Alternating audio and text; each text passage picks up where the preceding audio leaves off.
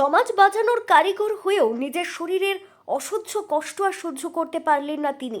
একসময় যিনি সাইকেলে চড়ে দেশ জুড়ে বৃক্ষরোপণ আর কন্যা ভ্রূণ হত্যার বিরুদ্ধে সচেতনতার বার্তা ছড়িয়েছিলেন, সেই দুবরাজপুরের 5 নম্বর ওয়ার্ডের লালবাজারের বাসিন্দা বনমালী গড়াই আজ নিজেই নিজেকে শেষ করে দিলেন। এই বৃক্ষরোপণের জন্য আর এই কন্যা ভ্রূণ হত্যা মানে কন্যা সন্তান যে আমাদের পৃথিবীতে কতটা দরকার, এই দুটো জিনিসের মানে প্রচারের উদ্দেশ্যে আমি কিন্তু গোটা ভারতবর্ষটা একবার ঘুরতে চাই।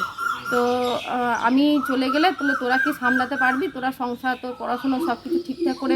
আল্লাহ, হ্যাঁ বাবা, তোমার যখন মনের এই ইচ্ছা আছে তুমি তোমার এই ইচ্ছা পূর্ণ করো। বিভিন্ন রকম যে কাগজপত্র দরকার, বিভিন্ন জায়গায় যে মানে অনুমতিপত্র, সেগুলো সব বাবা জোগাড় করতে থাকলো। বাবা দুবরাজপুর মাতৃসংঘ মানে ক্লাবের একজন সদস্য, সেখানে তাদের অনুমতি নেওয়া এবং তাদের সহযোগিতা নিয়ে বাবা 2002 সালের 25শে ডিসেম্বর বাবা এই দুটি প্রচারের উদ্দেশ্যে বাবা ভারত ভ্রমণের জন্য বেরোয় সাইকেল নিয়ে বাবা 1 বছর বিভিন্ন স্কুল, বিভিন্ন কলেজ, বিভিন্ন ইনস্টিটিউশন, থানা, বিভিন্ন জায়গায় এই আমাদের সমাজে কন্যা সন্তানের কত প্রয়োজন এবং কন্যা ভ্রূণ হত্যা যাতে রোধ করা যায় এবং প্রচুর পরিমাণে যাতে বৃক্ষ লাগানো যায়, এই দুটি উদ্দেশ্য নিয়ে বাবা কিন্তু 1 বছর বিভিন্ন জায়গায় বিভিন্নভাবে সেমিনার করা, স্কুল কলেজগুলিতে ছাত্রদের সঙ্গে কথা বলা, এই কাজটি কিন্তু বাবা 2002 সালের 25শে ডিসেম্বর বেরিয়ে করে এবং 2003 সালে বাবা 25শে ডিসেম্বর আবার দুবরাজপুরে ফিরে আসে। শারীরিক যন্ত্রণা থেকে মুক্তি পেতে মঙ্গলবার ভোরে গায়ে আগুন ধরিয়ে চরম পথ বেছে নেন তিনি। মৃত্যুর আগে বনমালী বাবু বাড়ির মেঝেতে পেন্সিল দিয়ে লিখে যান, ডাঙ্গাল দিকে চললাম। এছাড়া উদ্ধার হয়েছে তার নিজের হাতে লেখা দুটি দীর্ঘ চিঠি, সেখানে ফুটে উঠেছে এক করুণ ছবি।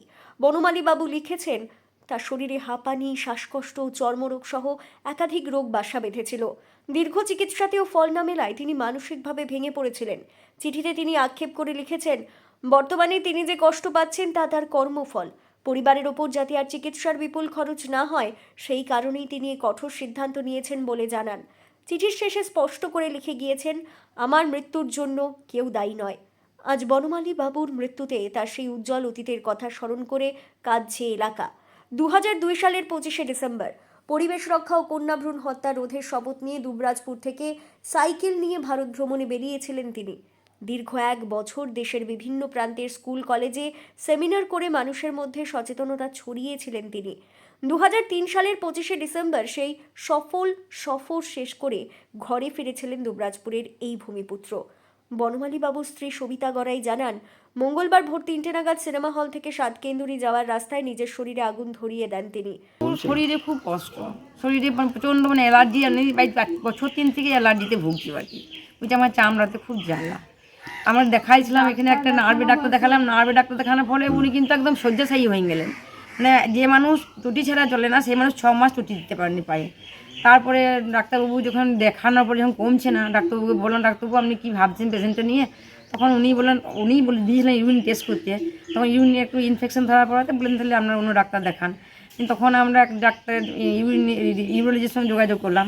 ওখানে ডাক্তার দেখানোর পরে উনি পা ফ্লুটা একদিন তো সত্যিই কমে গেল, নিজে সুস্থ হয়েছিল। তখন নিজে সমস্ত কিছু নিজে করতো, স্নান, পায়খানা, খাওয়া দাওয়া সমস্ত। মাঝে মাঝে বাজার যেত, লাইব্রেরি থেকে বই নিয়ে এলো, বই পড়ছিল ঘরে। এখন ঘটনার খবর পেয়ে দুবরাজপুর থানার পুলিশ পৌঁছে মৃতদেহটি উদ্ধার করে সিউড়ি সুপার স্পেশালিটি হাসপাতালে ময়না তদন্তের জন্য পাঠায়।